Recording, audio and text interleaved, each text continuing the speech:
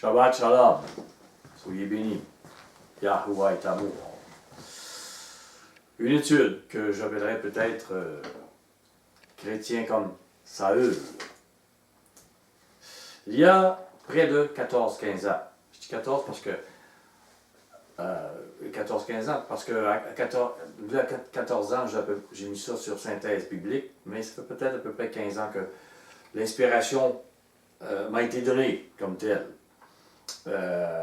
L'esprit de Yahuwah m'a donné des perles, dont ce que j'ai appelé Paul et la loi.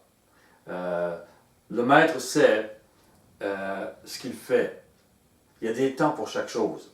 C'était une des saisons de ma vie où je devais recevoir et donner ce morceau.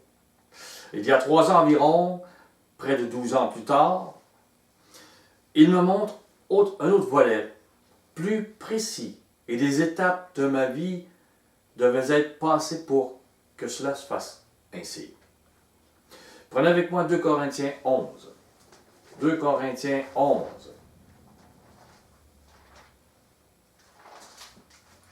Il y a beaucoup de perles et beaucoup de choses qui ont été enlevées aux disciples de Mashiach. Ce qu'avait la première Église et que le Maître veut redonner. Et il travaille en nous pour bâtir, comme s'il enlevait des forteresses de mensonges pour bâtir sa vérité à lui, au fur et à mesure. Il met les bases. Au verset 4, « Car si quelqu'un vient vous prêcher un autre Yahusha, un qui est impie, un qui ressemble à Moïse, que celui que nous avons prêché, ou si vous recevez un autre esprit, un esprit qui peut être jaloux, orgueilleux, un autre esprit que celui que vous avez reçu, qui ne serait pas l'esprit de l'amour, ou un autre évangile, quelque chose d'autre que la parole de Mashiach, que celui que vous avez embrassé, vous le supportez fort bien. Vous marchez avec les raisonnements de ce monde, les raisonnements, et vous ne marchez plus avec ce que Paul a enseigné, cette vérité. Elle doit nous être éclairée aujourd'hui. Au verset 13, il y a des gens qui leur ont enseigné ces mensonges. Paul dit, ces hommes-là sont de faux apôtres, des ouvriers trompeurs. Et c'est pas qu'ils ne disent pas que c'est des apôtres, ni ouvriers. Ils sont déguisés en apôtres de Mashiach. Et cela n'est pas étonnant, puisque Satan lui-même se déguise en ange de lumière. Il veut entrer dans le cycle de votre vie, dans votre cycle religieux. Il veut. Il n'est donc pas étrange que ces ministres aussi se déguisent en ministres de justice.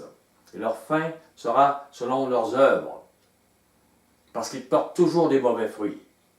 Satan a enlevé la vérité de l'Évangile, étape par étape. Mais notre Maître aujourd'hui nous redonne la lumière qui fait échapper à la colère de son jugement. Avec ce qu'il m'a éclairé dernièrement, pour une autre saison de ma vie, et de la vôtre, sans doute, afin de mettre en lumière ce qu'est la Bessora.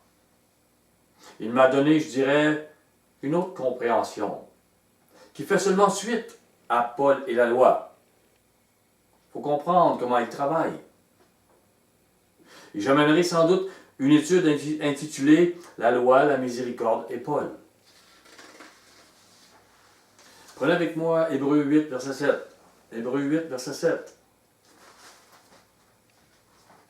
Pour ceux qui me suivent, ils connaissent ces passages. En effet, si la première alliance avait été sans défaut, donc elle avait défaut, elle n'était pas là pour être tout le temps, elle n'était pas là pour être éternelle. Le maître le savait. C'est une alliance qui condamne, elle ne sauve pas. Elle était avec défaut. Il n'aurait pas été question de la remplacer par une seconde. Et que se passe-t-il avec la première et la seconde? Hébreux 7, verset 11. 7, 11. Si donc la perfection avait été possible par le sacerdoce lévitique, par cette première alliance, car c'est sur ce sacerdoce que repose la loi donnée au peuple, qu'était-il encore besoin qu'il parût un autre sacrificateur, selon l'ordre de Melchisédek? Il était besoin. C'est un ordre des cieux et non de la terre. Et non selon l'ordre d'Aaron. Car le sacerdoce étant changé dans un ordre des cieux, nécessairement aussi, il y a un changement de loi, qui n'est plus selon les pensées charnelles de ce monde, mais selon les motivations, les pensées de Yahuwah dans les cieux. Et ces choses nous ont été révélées par Yahushua Mashiach. Aucun autre homme, aucune autre personne ne pouvait nous révéler cela. Un changement de loi. Il y a un changement de sacerdoce, il y a nécessairement un changement de loi. Il y a encore une loi. Ce n'est plus la loi du mont Sinaï. Mais cette loi-là a été émondée et complétée par Yahushua Mashiach. On voit dans Matthieu 5, verset 17, notre Maître dit, « Je ne suis pas venu pour abolir la loi ou les prophètes. » Il dit, « Je suis venu pour la compléter. » Les gens traduisent « accomplir », mais c'est le mot pléro, compléter, rendre plein. Il l'a rendu plein. Et ce n'est pas drôle à quel point l'être humain, les désirs de sa chair, l'être humain donc ne veut pas vraiment la volonté de Yahuwah. Et bien sûr, il dit l'inverse. Et réaliser un instant, avec un recul, que la pensée judéo-chrétienne a contrôlé certains agissements des hommes de nos siècles derniers. Et il y a eu un certain contrôle en Occident. Pourquoi? Parce que regardez seulement des gens qui n'ont pas eu ce contrôle, comment dans leur société ça peut être violent. Comment ils peuvent lapider encore des gens, comment ils peuvent encore... il y a des choses parce que l'homme est extrêmement violent. Et la première alliance, parce qu'elle ne changeait pas la raison de l'homme, elle ne changeait pas sa pensée charnelle, elle donnait des règles. La première alliance protégeait un peuple. Elle protégeait l'Israël nation, qui avait reçu un témoignage de Yahuwah. Donc le peuple n'avait pas reçu le consolateur, l'esprit de l'amour. Et ce peuple n'était pas là pour porter cet amour, il ne le pouvait pas. C'était impossible. Il pouvait avoir des choses différentes, bien sûr, avec les règles différentes, bien sûr. Mais il ne pouvait pas ressembler à ce que le Père est. Il portait un témoignage qui révélait que le Créateur des hommes existait. Et la loi qu'il avait donnée à ce peuple révélait qu'aucun homme n'était juste. Et la loi permettait de se venger. Elle permettait de se venger violemment, cruellement, jusqu'à même la lapidation. On a vu pour Étienne. Personne n'a été puni parce qu'ils ont fait mourir Étienne, et pourtant Étienne n'avait pas frappé personne. Il n'avait que parlé. Personne n'a été puni, parce que c'était la loi qui a été donnée pour eux, mais c'était l'ancienne alliance.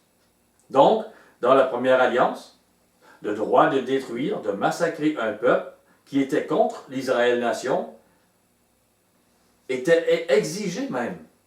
C'était la loi. Sinon, on péchait. Prenez avec moi un Samuel 15. Ça n'avait pas toujours été demandé, mais quand le maître demandait, on devait le faire.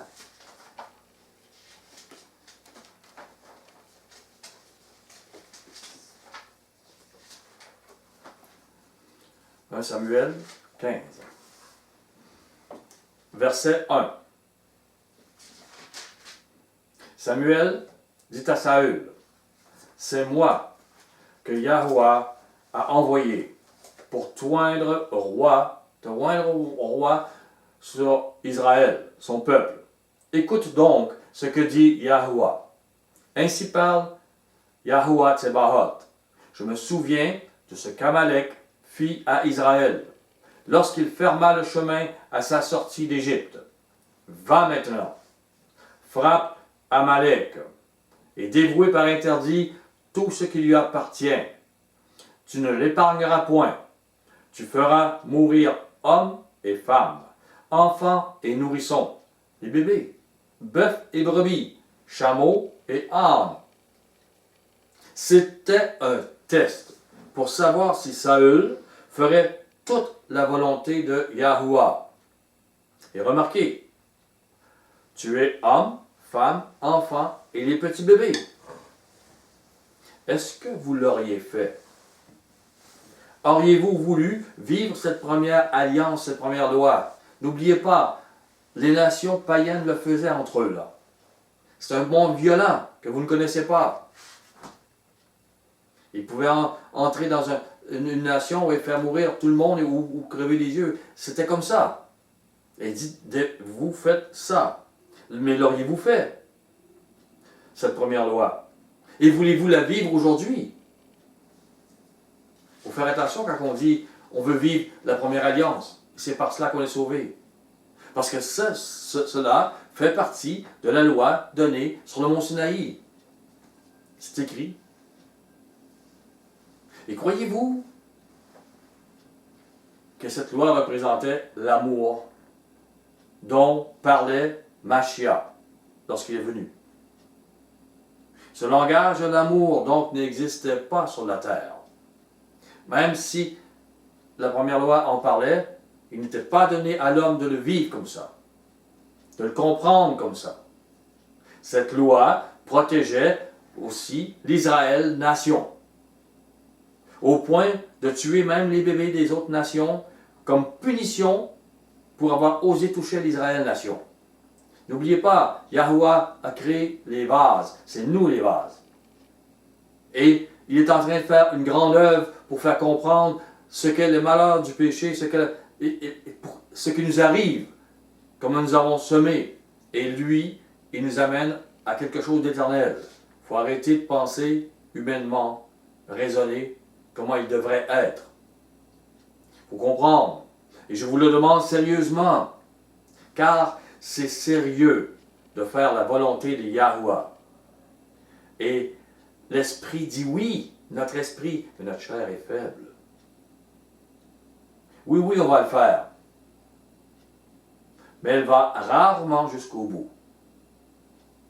Et cette loi condamne. Parce qu'on a tous péché. Donc Moïse, David et les prophètes ne sont pas sauvés par cette loi. Ils ont tous péché eux aussi. Ils sont sauvés par la foi qu'ils ont eue en Yahuwah. Et ils ont fait sa volonté en leur temps.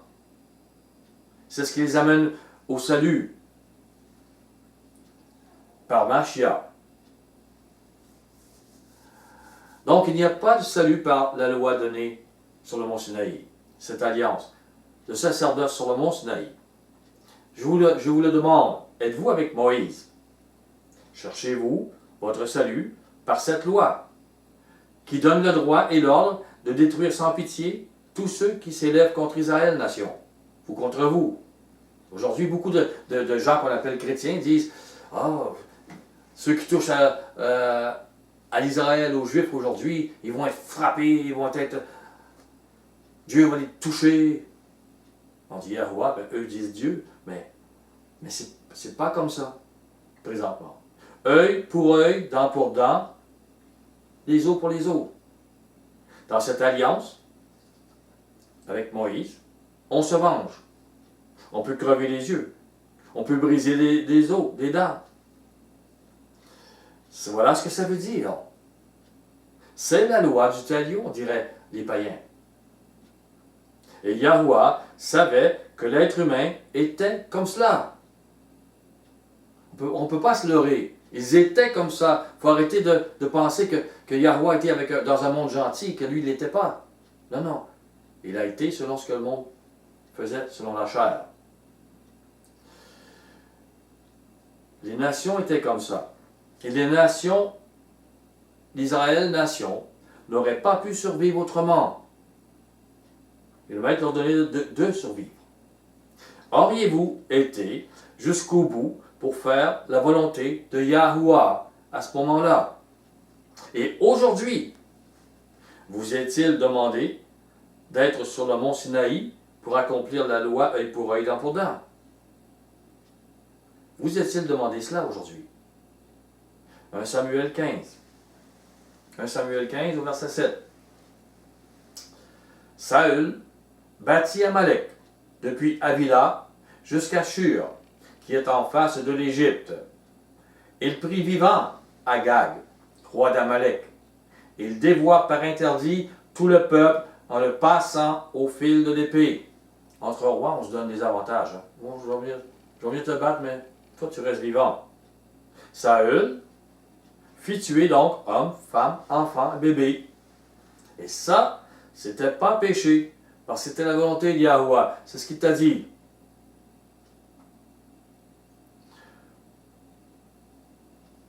Mais il a péché parce qu'il a gardé vivant Agag. Au verset 9, mais Saül et le peuple épargnèrent Agag, et les meilleures brebis, les meilleurs bœufs, les meilleures bêtes de la seconde portée, les agneaux gras, et tout ce qu'il y avait de bon. Ils ne voulurent pas le dévouer par interdit. Et ils dévouèrent seulement tout ce qui était méprisable et chétif.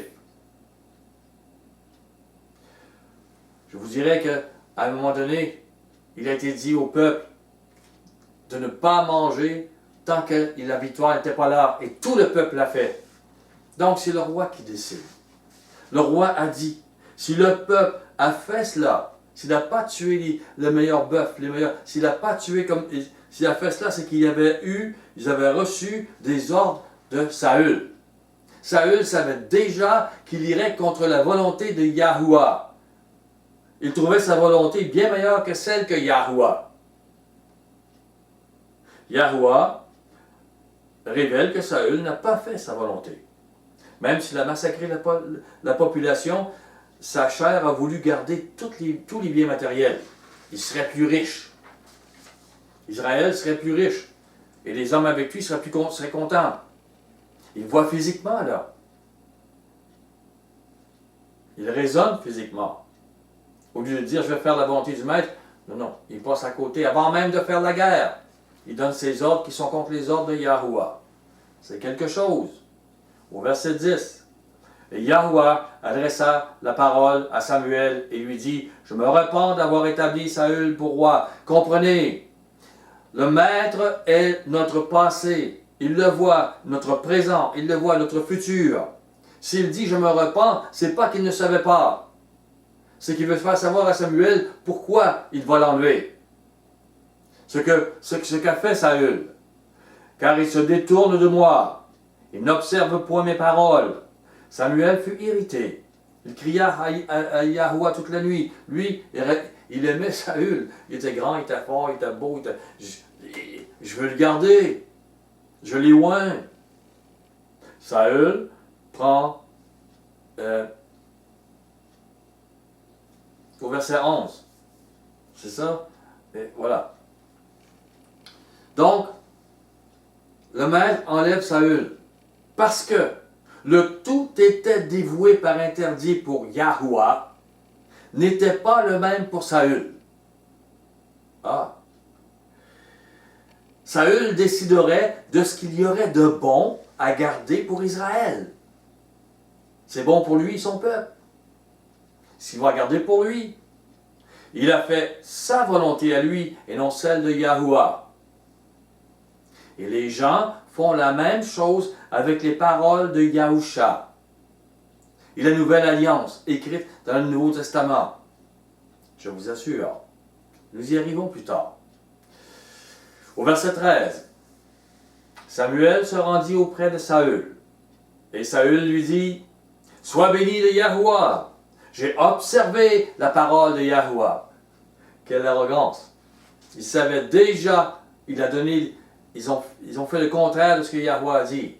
Et il ose dire, « J'ai fait ce que le Yahuwah a demandé. Saül prend sa volonté pour la volonté de Yahuwah, son jugement pour le jugement de Yahuwah. Et même, il pense beaucoup mieux que Yahuwah. Yahuwah voulait ça, mais lui, il a fait beaucoup plus de richesse là.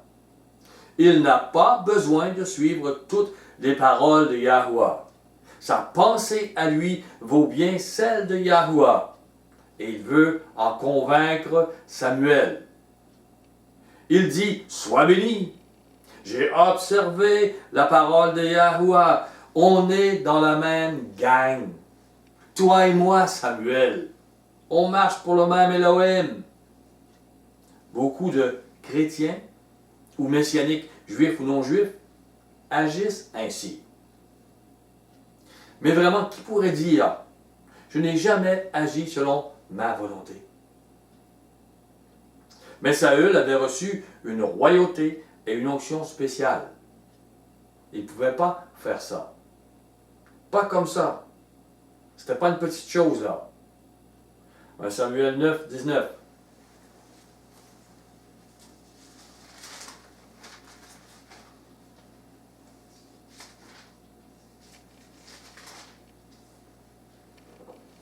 Samuel répondit à Saül, c'est moi qui suis le voyant. Monte devant moi, au haut lieu, et vous mangerez aujourd'hui avec moi. Je te laisserai partir demain. Je te dirai tout ce qui se passe dans ton cœur. Ne t'inquiète pas des ânesses que tu as perdues il y a 3 jours, car elles sont retrouvées. Et pour qui est réservé tout ce qu'il y a de précieux en Israël? N'est-ce pas pour toi et pour toute la maison de ton père?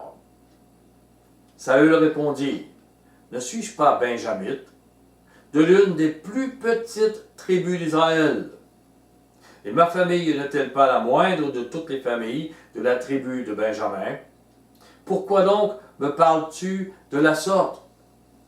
Il n'y a rien de glorieux. Dans la chair, dans la société, on est les plus petits. Pourquoi tu me dis cela? 1 Samuel 10, au verset 1. Samuel prit une fiole d'huile, qu'il répandit sur la tête de Saül.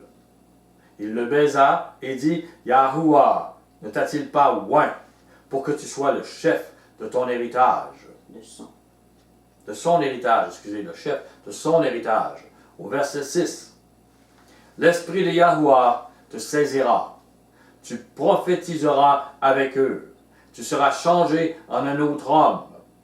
Et lorsque ces signes auront eu pour toi leur accomplissement, fais ce que tu trouveras à faire, car Yahuwah est avec toi. Puis tu descendras avec moi à Gilgal. Et voici, je descendrai vers toi pour offrir des holocaustes et des sacrifices d'action de grâce.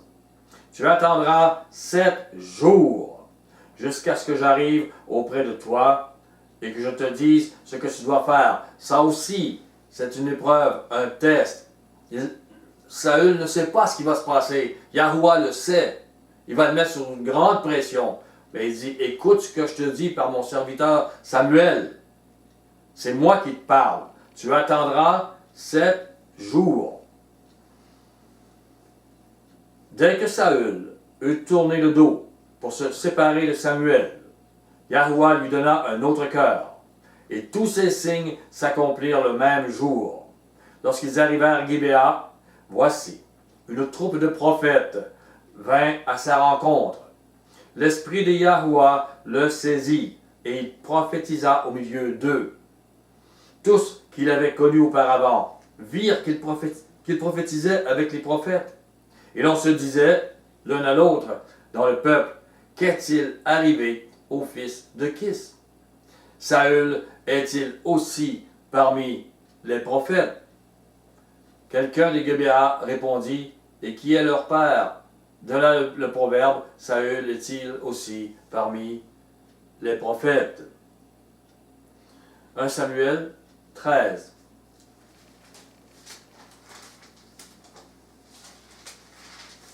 Verset 5. les Philistins s'assemblèrent pour combattre Israël. Ils avaient 1000 chars, 6000 cavaliers. Et ce peuple était innombrable, comme le sable qui est sur le bord de la mer. Ils vinrent camper à Micmac, à l'orient de Beth-Aven. Au verset 7. Il y eut aussi des Hébreux qui passèrent le Jourdain. Ils se sauvent pour aller de Gad au pays de Gad et de Galahad. Saül était encore à Gilgal, et tout le peuple qui se trouvait auprès de lui tremblait. Il attendit 7 jours. On lui a dit, attends 7 jours, selon le terme fixé par Samuel.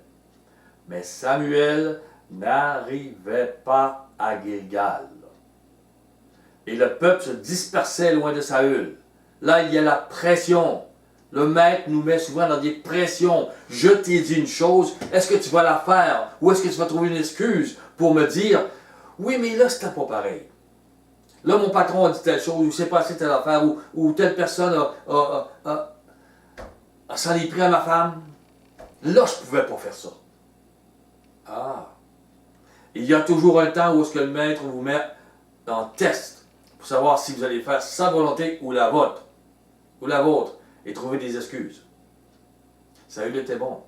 Parfois, nous sommes. Donc, on continue. Comme et Saül dit au verset 9, « Amenez-moi l'holocauste et le sacrifice d'action de grâce. » Et il offrit l'holocauste. Il s'est pris pour un sacrificateur. Comme il achevait d'offrir l'holocauste, voici, Samuel arriva. Et Saül sortit au-devant de lui pour le saluer. Samuel dit, « Qu'as-tu fait? » Et Saül répondit, « Lorsque j'ai vu le peuple qui se dispersait loin de moi, et que tu n'arrivais pas au terme fixé, que les Philistins étaient assemblés à Micmac, je me suis dit, les Philistins vont descendre contre moi à Gilgal. Et j'ai pas imploré Yahuwah. C'est alors que je me suis fait violence et que j'ai offert l'holocauste. Il a tout simplement manqué de foi. Et il a pris sa volonté en disant, je vais faire ma religion à moi, ma façon de, et je serai béni. Non, non, écoute quand le maître te parle. Samuel dit à Saül, tu as agi en insensé.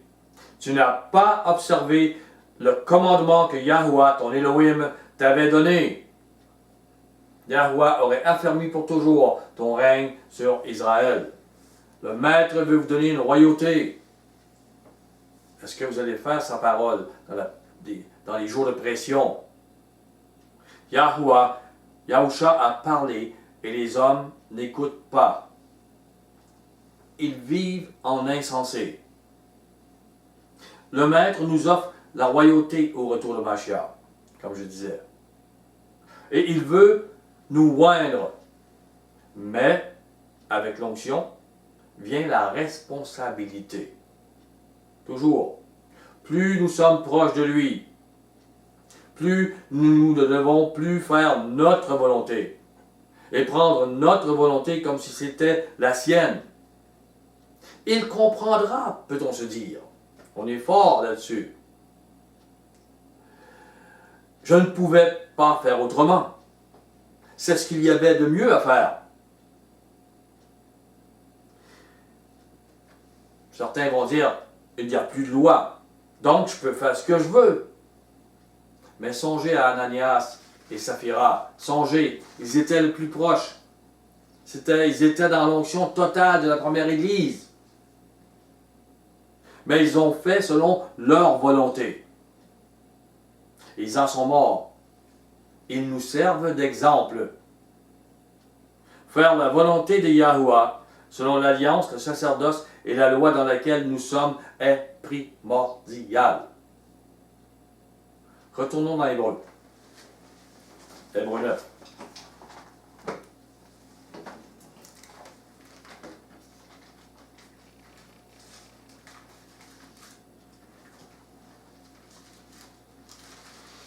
Hébreu 9, verset 1. La première alliance avait des ordonnances relative au culte et le sanctuaire terrestre. Donc, s'il passe d'une première alliance, c'est qu'il y en a une deuxième, au verset 9. C'est une figure pour le temps actuel, où l'on présente des offrandes et des sacrifices qui ne peuvent rendre parfait sous le rapport de la conscience celui qui rend ce culte. On ne peut pas être sauvé par cela. Et qui, avec les aliments et les boissons et les diverses ablutions, étaient des ordonnances charnelles imposées seulement jusqu'à une époque de réformation. Elles ne sont plus imposées. Nous ne sommes plus sous la même alliance. Mashiach est venu comme souverain sacrificateur des biens à venir. Il a traversé le tabernacle plus grand et plus parfait, qui n'est pas construit de main d'homme, c'est-à-dire qui n'est pas de cette création. Depuis que Mashiach est venu, nous sommes sur une autre montagne. Non avec Moïse, mais bien avec Yahusha Mashiach, qui émonde et complète la loi. Elle devient amour et non condamnation. Nous sommes à l'époque de la réformation. Regardez ce que ça veut dire. On va avoir un choc. Prenez avec moi Lévitique 24. J'en parle, mais allons voir ce que la loi dit, ce qu'elle parle. Lévitique 24. Est-ce qu'a dit Mashiach? Pourquoi que c'était vraiment quelque chose de pas normal? Au verset 19, si quelqu'un blesse son prochain, il lui sera fait comme il l'a fait. C'était la loi. Il y a une justice charnelle. Fracture pour fracture. Œil pour œil. Il creve un œil, on fait pareil. Dent pour dent. Il lui sera fait la même blessure qu'il a faite à son prochain. Comme ça, avec un jugement qui est ainsi charnel et juste, les gens vont arrêter. Les gens ne pouvaient pas vivre l'amour là. L'esprit d'Yahweh n'était pas là. C'est l'esprit charnel qui est là. Et le maître fait avec ces règles-là. Celui qui tuera un animal le remplacera. Mais celui qui tuera un homme sera puni de mort. Vous aurez la même loi. L'étranger comme l'indigène, car je suis Yahweh, votre Elohim. Et ça, c'est la loi de condamnation du mont Sinaï. C'est la première alliance. Je le dis parce que beaucoup de monde veut être sauvé avec cette loi. Mais voyons ce que Mashiach nous dit sur sa montagne. Venez avec moi dans Matthieu 5. Parce que nous ne sommes plus sous la loi de condamnation. Il y a tout de même une loi. Le maître dit, au verset 38, Matthieu 5, 38, vous avez appris qu'il a été dit, œil pour œil, dent pour dent. On l'a vu dans Lévitique 24. Ils l'écoutent, depuis qu'ils sont tout petits qu'ils apprennent ça. Et ils meurent avec ça. Ils ont 80 ans. C'est normal, vous avez appris ça. C'était la première alliance.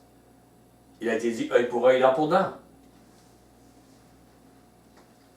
C'est comme une normalité. Mais moi, je vous dis de ne pas résister aux méchants. Là, le maître vient de dire complètement le contraire de ce qu'a dit Moïse sur le mont Sinaï. Il y avait le gros feu, mais Yahweh est encore, je dirais encore plus proche avec Mashiach qu'il était avec Moïse, même s'il n'y a plus de feu, même s'il n'y a pas... Oui, c'est Yahweh qui vient parler aux humains avec Mashiach. Directement. Moi, je vous dis de ne pas résister aux méchants. Si quelqu'un te frappe sur la joue droite, présente-lui aussi l'autre. Pour la pensée humaine, ça, là, c'est injuste. Ils veulent être avec Moïse, pas avec Yahusha qui dit. Et ils s'inventent des façons de passer aux côtés. Pour les humains, c'est injuste et c'est lâche de penser comme ça. La pensée humaine dit, ou même aujourd'hui, ben défends-toi. Tu as le droit, il t'a frappé. Donc tu répliques. Si tu ne le fais pas, tu n'es pas intelligent. Hein? Ceux qui suivent Mashiach ne passent pas pour des intelligents. Et pourtant, c'est la montagne avec lui. La montagne avec Mashiach enseigne l'inverse de ce qu'enseigne la montagne du Sinaï avec Moïse. L'inverse. La loi est toujours là, mais l'accomplissement est amour. Et on n'a plus le droit de se venger, de frapper, de lapider. Mais on a l'obligation d'aimer, de prier pour ceux qui nous frappent, de bénir, de faire du bien à ceux qui nous calomnient, qui sont méchants. C'est cet amour qui est dans les cieux, que la terre ne connaît pas. Cet amour qu'a amené Mashiach. Cet amour en nous. Cette loi de miséricorde qu'on appelle la grâce. Parce que ce n'est pas juste une grâce comme ça. Oui, c'est une miséricorde qu'on fait qui nous fait triompher du jugement. Jacques 2. Jacques 2, verset 12. Les apôtres témoignaient de cela. C'était la parole de Mashiach. Ils l'avaient dans leur bouche et ils le développaient dans le Nouveau Testament. C'est la nouvelle alliance. Parlez et agissez comme devant être jugés par une loi de liberté. C'est la loi que Mashiach a amenée, car le jugement est sans miséricorde pour qui n'a pas fait miséricorde. La miséricorde triomphe du jugement. Vous aurez beau essayer de suivre toute la loi, comme a donné Moïse, vous êtes sous le jugement de la mort, de la colère. Si vous faites la miséricorde, vous triomphez de ce jugement. Jacques appelle cette loi sur la montagne avec Mashiach une loi de liberté. C'est elle qui nous fait triompher du jugement. Parce que ce jugement est contre nous. Triompher de la colère de Yahuwah pour tous ceux qui pêchent. Regardez avec moi Romains 4.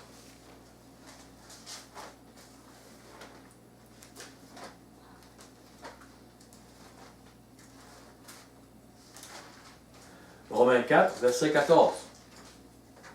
Car si les héritiers le sont par la loi, la foi est vaine et la promesse est anéantie. Si on est sauvé en suivant ce qui a été écrit avec Moïse, la foi est vaine. Parce que la loi produit la colère. C'est ce qu'elle produit. Personne ne peut être sauvé par cette loi. Et que là où il n'y a point de loi, il n'y a plus de transgression.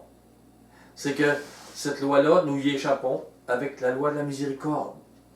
La loi produit la colère de Yahweh, au verset 16. C'est pourquoi les héritiers le sont par la foi, pour que ce soit par grâce, afin que la promesse soit assurée à toute la postérité, non seulement à celle qui est sous la loi, mais aussi à celle qui a la foi d'Abraham, notre Père à tous. Donc, même sous la première alliance, les gens étaient sauvés par la foi, parce qu'ils suivaient la volonté du Maître. Saül n'a pas fait la volonté. Luc 6. Continuons avec ce que nous a dit Mashiach sur la montagne.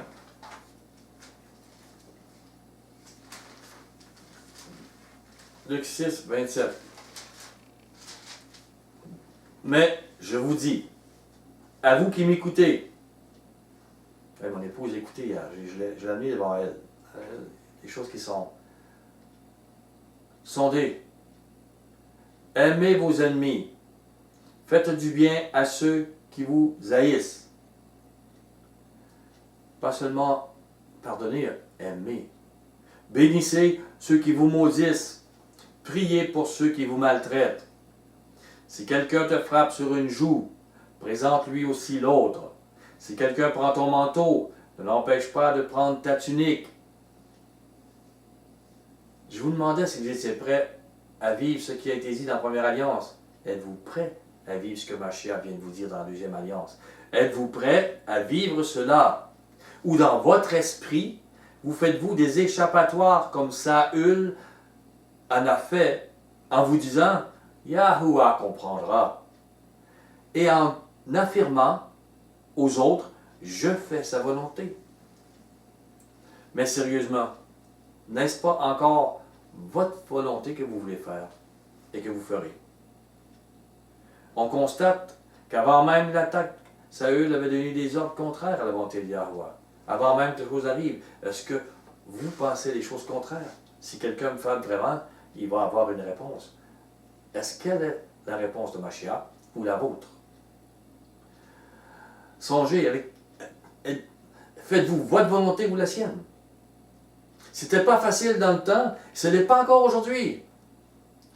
Vous devez prouver que vous faites la volonté du Maître et marcher dans son amour, qui est celle des cieux.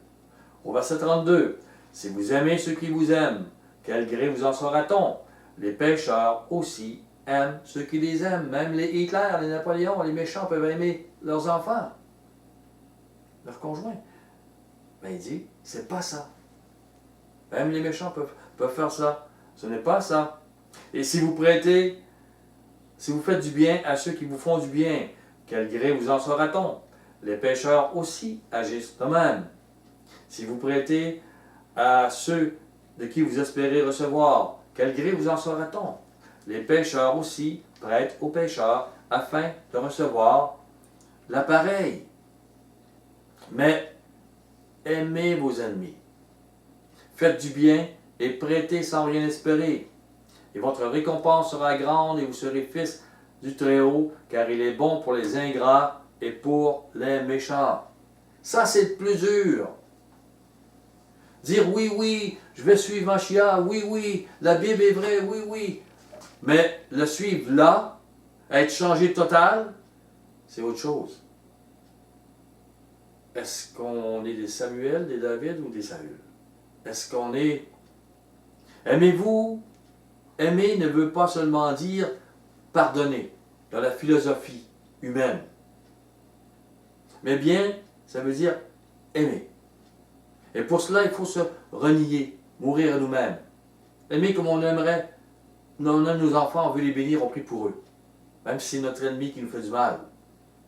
L'amour, c'est d'abord une question de volonté. Le Tout-Puissant dit, tu dois aimer, tu peux le faire. Mais ça commence par la volonté à ce niveau-là. Ça ne veut pas dire que vous l'aimez, pour vrai. Mais c'est votre volonté, oui, je l'aime, oui, je vais l'aimer. Puis ça se transforme en véritable émotion. Oui, vous allez aimer. Car, entre-temps, Yahuwah va vous révéler votre cœur pécheur. Comment votre cœur a besoin de miséricorde. Comment vous avez vécu, vous êtes égoïste, orgueilleux, vous êtes ingrat, il va vous le montrer. Et vous allez pleurer devant lui. Vous allez demander miséricorde et comprendre que vous devez faire miséricorde à celui qui est méchant avec vous. Qui ne comprend pas. Vous allez aimer même l'ingrat et le méchant. Vous allez vraiment aimer. Ce n'est plus juste une question de volonté. Mais vous devez commencer par faire la volonté. Et croire. Il fait les choses en vous, il transforme votre cœur. Au verset 36. Soyez donc miséricordieux. Soyez des Elohim de miséricorde. Soyez miséricorde comme votre Père est un Elohim de miséricorde. Comme il est miséricorde. Dans Matthieu, il dit soyez parfaits. Soyez miséricorde, soyez parfaits. C'est ce que ça veut dire. Comment être? Relisez ce que je viens de vous lire. Comment être un fils ou une fille de Yahweh? Relisez ce que je veux dire. Ne le fuyez pas. C'est sérieux. C'est le centre d'Évangile. Si votre cœur n'est pas là, tout le reste, vous faites la religion. Vous faites selon votre volonté. Parce que le reste, avec ce qu'il vient de dire, ça va se développer tout seul. Vous allez comprendre le reste des paroles et le reste de ce qu'il dit. Sinon, vous faites une religion qui... Ah, je suis dans la gang. Dans la gang du mal. Oui, oui, oui. C'est cette perfection que nous parlons. Soyez donc parfaits comme votre Père Céleste est parfait. Au verset 37. Donc il continue. Avec la même pensée de ce qu'il vient de dire.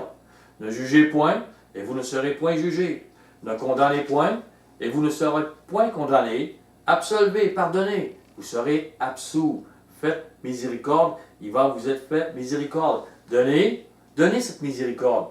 Donnez ce pardon. Donnez cet amour à celui qui vous frappe. Il va vous être donné. Comprenez ce qu'il est en train de dire. Faites pas juste dire, c'est de la charité. Il ne parle pas de ça. Il parle de quelque chose du point ultime. Le changement de cœur. Et la volonté d'Yahuwah dans votre cœur. Que vous cessiez de faire la votre volonté, pour faire la sienne. Et Yahuwah vous parle directement par Yahushua Mashiach. On versera dans votre sein une bonne mesure, serrée, secouée et qui déborde, car on va vous mesurer avec la mesure dont vous vous serez servi. Vous avez aimé, pardonné, il va vous être fait la même chose. Et davantage encore.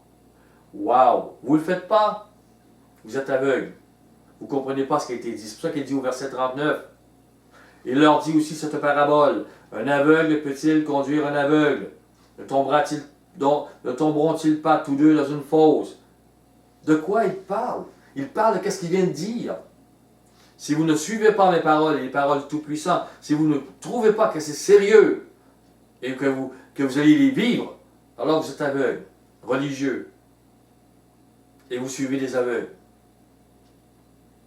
La lumière est là. Celui qui ne vit pas les paroles de Mashiach est aveugle. Qu'est-ce qu'il va faire? Satan a mis des religions qui suivent la volonté humaine et non pas celle qui est donnée là. Donc, les gens vont plonger dans le culte impie, la Rome catholique et ces choses-là. Ou celui de la première alliance, ils en sortent. Et ils vont dire comme Saül, j'ai fait la volonté d'Yahuwah. Je suis dans la gang des disciples de Mashiach. Tous les deux. Mais ils font de la religion tous les deux. C'est des aveugles. Et je vous parle pour sortir de cet aveuglement-là. Je vous parle de quoi? Des paroles du Maître sur la montagne. Vous devez plonger dans ces paroles et les vivre. Au verset 40, le disciple n'est pas plus grand que le Maître, mais tout disciple accompli sera comme son Maître. Nous devons être comme notre Maître. Nous devons faire comme notre Maître. Et ce qu'il vient de dire là, sur la montagne, il va le faire devant tous les êtres humains, et c'est écrit. Et nous devons être sur cette montagne, mourir nous-mêmes, et faire dans tout ce qui arrive, la même chose que Yahusha. Qu'a-t-il fait? Matthieu 26. Après avoir témoigné, après avoir parlé cet enseignement qui est la grâce, cette miséricorde, voyons ce qui s'est passé. Son chemin qui doit être le nôtre. Au verset, Matthieu 26, verset 67. Là-dessus, ils lui crachèrent au visage. Mettez-vous là, c'est vous. C'est Gilles. C'est Nat, c'est Roger, c'est nous, notre nom, mettez votre nom. Ils lui crachèrent au visage. Ils lui donnèrent des coups de poing, des soufflets en disant, Mashiach prophétise, dis-nous qui t'a frappé. Mashiach aurait pu le faire, il aurait pu le faire mourir d'un seul mot.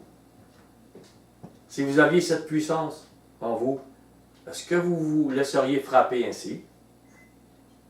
Est-ce que vous laisseriez martyriser ainsi? Il l'a fait pour nous, afin de payer, qu'il y ait une porte ouverte pour que nous ayons la vie, que nous comprenions c'est quoi le chemin de l'amour. Qu'il y ait une porte ouverte pour que nous marchions sur la route étroite où il a marché. Mashiach a aimé ceux qu'il frappait. Il a certainement prié pour eux. Il a fait ce qu'il a dit sur la montagne, là. Il est en train de le vivre devant nous.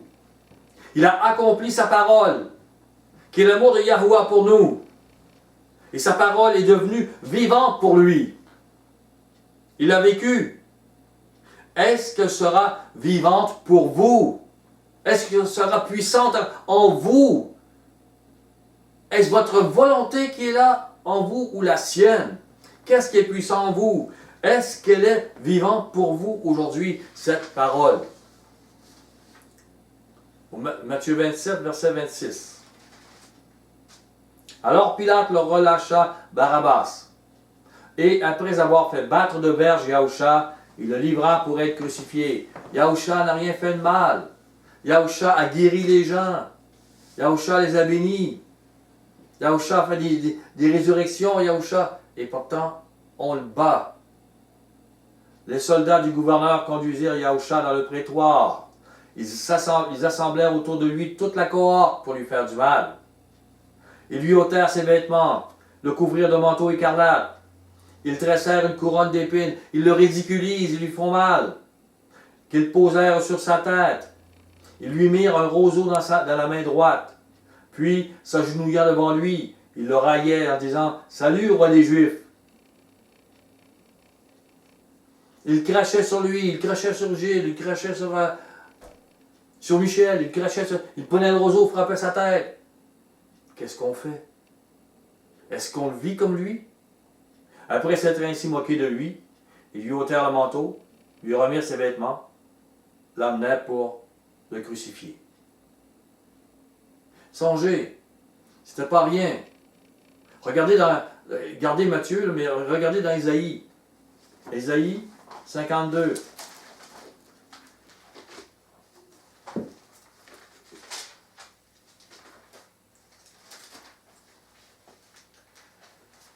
Vous êtes rendu. 52, 14. De même qu'il a été pour plusieurs un sujet d'effroi, tant son visage était défiguré, et il n'a rien dit. Il n'a pas été colère, il n'a pas été haine. La haine et la vengeance et la méchanceté de Satan n'est pas entrée en lui pour détruire ses gens. Il a porté totalement, il a assumé toutes les paroles qu'il a dites. Il a porté de l'amour pour ceux qui l'ont défiguré. Tant son aspect différait de celui des fils de l'homme. Il présenta l'autre jour sans rien dire. Gilles présenta l'autre jour sans rien dire. Julie présenta l'autre jour sans rien dire. C'est ça que vous êtes ou vous êtes sous poulet? Êtes-vous mort ou vivant? Êtes-vous sur la montagne avec lui et dire « Oh oui, je bois ses paroles, je les aime, je veux faire sa volonté. » Est-ce que c'est encore votre volonté quand la pression arrive? Êtes-vous sur sa montagne ou sur celle de Babylone ou avec la loi du talion? Ou sur celle du mont Sinaï avec Moïse et la loi de la condamnation? Où est-ce que Quelle alliance vivez-vous? C'est aujourd'hui, c'est votre temps là. Vous n'êtes pas appelé à faire comme Moïse ou David. Vous êtes appelé à faire comme Mashiach aujourd'hui. C'est votre temps, c'est votre alliance. Quelle loi, quelle alliance vivez-vous? Galates 6.2. Galates 6.2.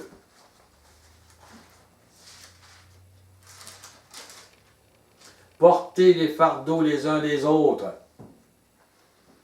Ils ont des problèmes, ils ont ci, ils ont ça, ils sont des bébés spirituels, portez-les quand même. Vous accomplirez la Torah de Mashiach, la loi de Mashiach. Il y en a une loi. Vous accomplirez la loi de l'amour. Ce qu'il a fait, ce qu'il a dit. Retournons dans Matthieu. Matthieu 27, verset 35. Après l'avoir crucifié, il se partagea ses vêtements en tirant au sort, afin que s'accomplisse ce qui avait été annoncé par le prophète. Ils se sont partagés mes vêtements. Ils ont tiré au sort ma tunique. Comprenez là, vous êtes blessé. Je ne sais pas si vous vous êtes déjà blessé. Blessé un pied, pris avec des béquilles. Et quelqu'un se moque de toi. Oh, handicapé. Oh, tata. Est-ce que vous trouvez ça drôle? Vous êtes dans la douleur. Anciennement, dans les villages, quelqu'un faisait mal, on pouvait le battre en public, le torturer. C'était comme une loi. Il lui tord un bras, il lui arrache la peau, et pendant ce temps-là, les gens l'injurent encore plus. Dans la faiblesse, vous êtes en train de mourir, et les gens en rajoutent. C'est ce qu'ils ont fait avec Mashiach. Et Mashiach dit, vous n'êtes pas plus grand que moi. Ils m'ont persécuté. Ils vont le faire avec vous. Ils ont gardé ma parole. Ils vont le faire avec vous. Ah, c'est la vertu de Yahuwah qui passe à travers ces choses-là. C'est la méchanceté de Satan qui est dévoilée et la vertu de l'amour de Yahuwah qui est dévoilée devant tous les anges des cieux et sur la terre. Et vous êtes là pour dévoiler cette vertu. À qui appartenez-vous? Le Maître Mashiach nous montre qu'il appartient à son Père Yahuwah et qu'il va faire toutes les paroles que Yahuwah lui a données et qu'il nous a données. Est-ce que nous entrons dans cette alliance? C'est une alliance de sang. Une alliance de son sang et d'une autre. Est-ce que nous partageons et partagerons notre sang avec le sien? Est-ce que ça vaut la peine? Est-ce que son sacrifice vaut la peine pour nous? Ou si nous dites, ah non, je vais faire, oui, je vais le suivre, mais selon ma volonté et ma religion. Qui êtes-vous? Êtes-vous vrai? Donc, au verset 39, les passants l'injuriaient et secouaient la tête en disant, toi qui détruis le temple et qui le rebâtis en 3 jours, ben, sauve-toi toi-même. Les gens, ils ont ridiculisé tout ce que Mashiach a dit là. Ça s'est dit à travers tout Israël, là, tous les Juifs. Regarde, il a dit ça. Ah oui, il a dit ça. Ça se peut pas. Pourtant, il a fait des résurrections, il a fait des miracles, il a fait des choses. Il a nourri des 5000 personnes sur une montagne. Puis, non, mais il ne peut pas dire ça. Alors, et si tu es le fils de Yahuwah, descends de la croix. Et les principaux sacrificateurs avec les scribes et les anciens se moquaient aussi de lui. Et ils disaient, il a sauvé les autres. Il ne peut se sauver lui-même. S'il est le roi d'Israël, ben qu'il descende de la croix et nous croirons en lui. Il s'est confié en Yahuwah, que Yahuwah le délivre maintenant s'il l'aime. Car il a dit, je suis fils de Yahuwah. Et les brigands crucifiés avec lui l'insultaient de la même manière, même les tueurs. Vous suivez le Shabbat, vous faites les choses, on vous frappe, vous répondez par l'amour. Et les autres disent, ben, que ton Dieu te sauve, hein? Tu te confies en lui. Oui, certainement, je me confie en lui. Il est ma résurrection. Si tu meurs demain, je ne veux pas savoir ta résurrection, mais la mienne, je sais. Il est ma résurrection, mon alliance, mon sang lui appartient. Voilà ce qu'il est. Et c'est ça que vous devez être, dans cette fermeté, avec lui, sur la montagne et en même temps. C'est lui qui doit être la force en vous. Vous faites la volonté du Père parce que Mashiach est en vous pour faire ça.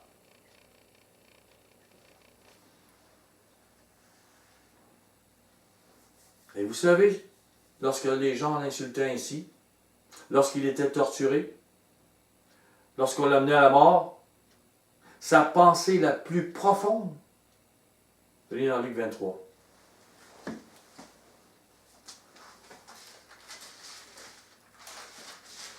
Luc 23, verset 34.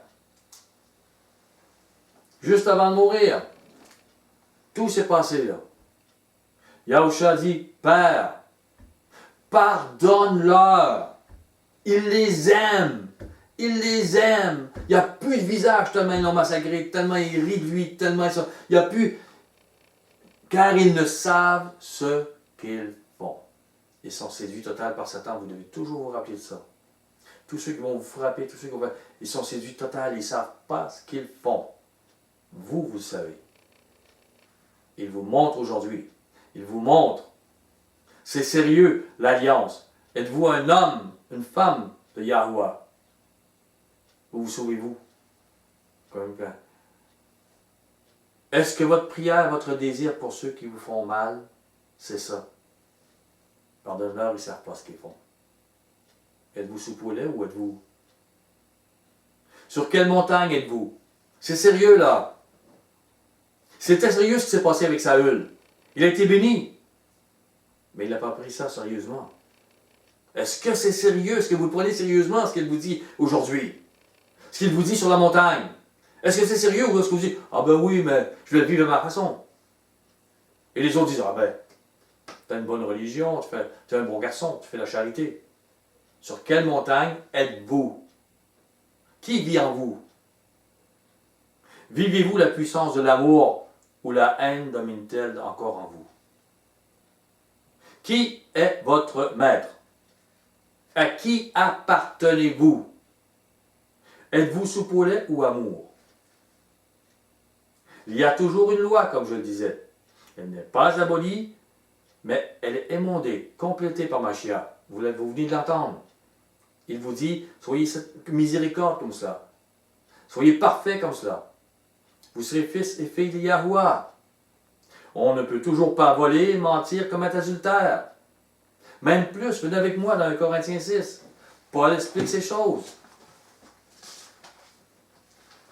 1 Corinthiens 6, verset 9. Ne savez-vous pas que les injustes... Allez, il va expliquer, ça peut être quoi l'injustice?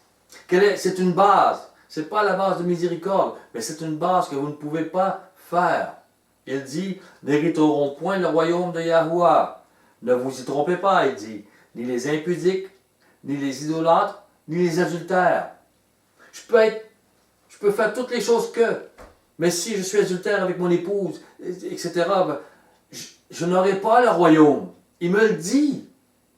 Si tu n'es pas assez pur pour ça, si tu ne peux pas être assez fidèle pour ton épouse, Tu ne seras pas pour moi dans l'éternité. Tu prouves aujourd'hui ce que tu es. Ni les efféminés. Je t'ai donné une façon, ni les homosexuels, je t'ai donné une façon d'être, homme ou femme.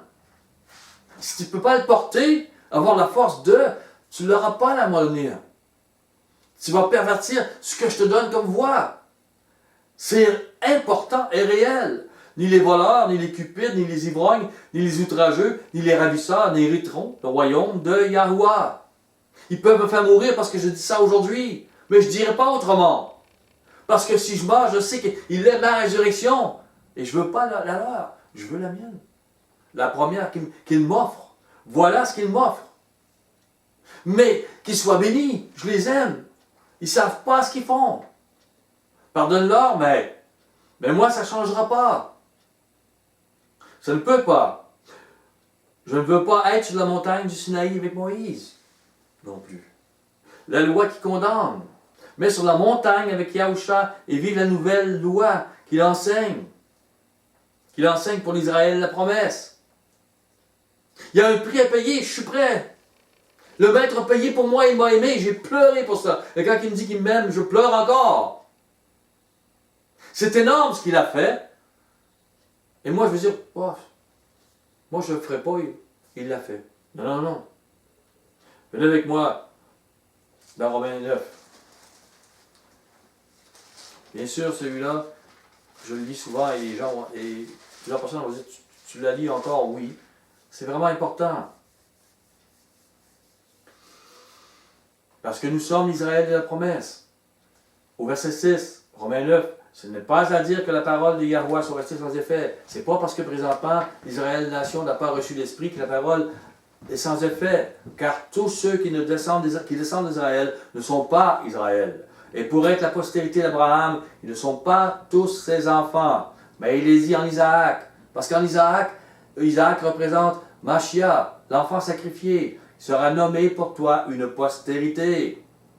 C'est-à-dire que ce ne sont pas les enfants de la chair qui sont enfants de Yahweh, mais que ce sont les enfants de la promesse qui sont regardés comme la postérité. Les enfants de la promesse, c'est les élus que le Maître s'est appelé à travers les nations. Romains 11, verset 7. Romains 11, verset 7. Quoi donc? Ce qu'Israël, nation, cherche. Il ne l'a pas obtenu. Mais les élus l'ont obtenu. C'est l'Israël de la promesse. Ce que le Maître a appelé à travers les nations. Il peut y avoir des Juifs aussi, mais seulement un petit reste. Tandis que les autres ont été endurcis. Dans Jean 1,17, il est écrit, la loi a été donnée à Moïse, donc la loi sur le mont Sinaï, la loi qui condamne. Mais la grâce, la miséricorde de Yahweh, parce que ça veut dire, c'est en contraste direct. La loi qui condamne est donnée à Moïse. Et pourquoi mais la grâce? Parce qu'avec Moïse, tu n'avais pas de grâce. Tu n'avais pas de miséricorde. Tu avais condamnation. La loi qui condamne, mais la grâce et la vérité sont venues par Mashiach. Cette vérité nouvelle, parce qu'elle est nouvelle, elle enseigne, cette grâce, cette miséricorde est venue par Yahusha Mashiach. Et nous venons de lire comment avoir la miséricorde. C'est dit comment prendre alliance avec lui. Sur la montagne, c'est dit, relisez ce que je viens de vous dire. Et prenez-le pour vous. La vérité sur la miséricorde a été enseignée par Mashiach. C'est la grâce. C'est la loi de Yahweh pour nous, disciples de Mashiach. Si je récapitulons.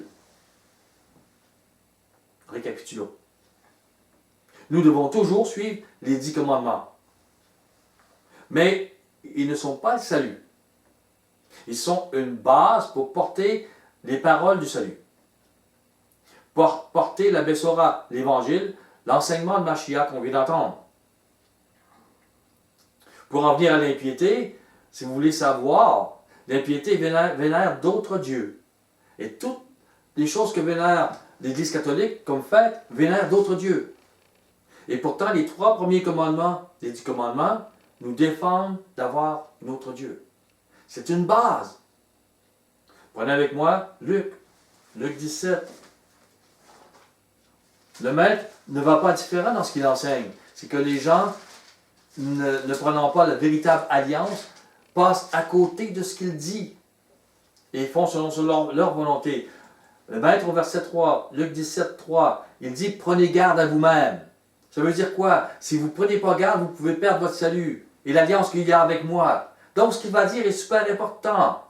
Il dit « Si ton frère a péché, si on t'offense, s'il te vole ta voiture, s'il te vole ta femme, je ne sais pas quoi dire, s'il fait quelque chose, il pêche, reprends-le. Et s'il se repent, pardonne-lui. Ouais, ok, maître, ça va. Il ne le fera plus. Mais s'il a péché contre toi 7 fois dans un jour, et là, ça fait 7 fois qu'il te vole. Ou 7 fois qu'il a frappé ta femme. Ou ton enfant. Et que 7 fois, il revienne à toi en disant « Je me repens, tu lui pardonneras. » Et là, les disciples, pour eux, là, wow, c'est trop fort. Et pourtant, il vient de leur dire « Prenez garde à vous-même, là. » Ce que je vous dis, c'est le super important, là. Si tu ne pardonnes pas, tu peux perdre ta vie. Que tu fasses n'importe quoi comme base avec moi. Prends garde. Alors les disciples dirent au maître, augmente-nous la foi, parce que ça, on ne peut pas le faire. Humainement, vous ne pouvez pas, vous devez mourir avec lui, à la croix. Mourir à soi-même.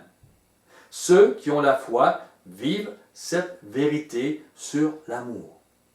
Les autres, ils n'ont pas la foi. Ils ne la mettent pas en action.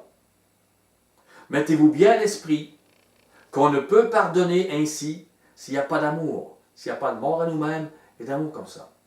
La foi doit nous rendre là.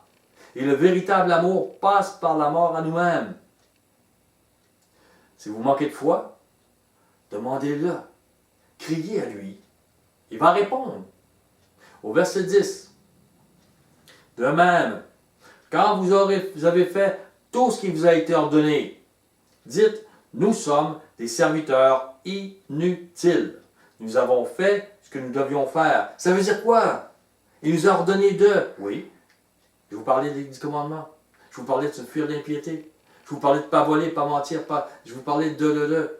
Mais si vous ne faites que ça, vous êtes inutile. Pourquoi? Parce que la parole de sermon sur la montagne, la parole de l'amour véritable ne passera pas au travers vous. L'esprit qui peut toucher les autres, l'esprit de l'amour, ne passera pas. Les vertus de Yahuwah ne passeront pas au travers vous pour que les autres soient vertueux aussi, soient touchés par cette vertu. Ils soient à la maison, ils disent, il m'a parlé.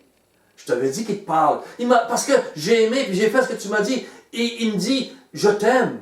Je suis avec toi. Ça m'est jamais arrivé. Vous voulez que ça vous arrive? Faites ça. Mais si vous ne le faites pas, vous serez inutile. Parce que les gens ne connaîtront jamais cet esprit qui parle au cœur. Jamais. Vous devez le faire. Et il va faire une église pure. Il veut la faire aujourd'hui. Pure, qui va être bâtie. Si vous ne faites donc que les 10 commandements, n'avez pas fait grâce, miséricorde, alors vous n'avez pas vécu et propagé le véritable évangile. Et vous avez été inutile. Pour que d'autres échappent à la colère. Car la loi, sans la miséricorde, produit la colère. Vous voyez, c'est des grandes étapes, des grandes choses qui sont faciles à voir et à comprendre. Les gens se font des religions pour fuir la vérité. Entrez dans cette vérité.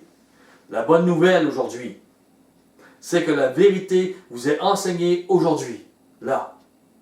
Et qu'il n'est pas trop tard pour vivre la véritable repentance.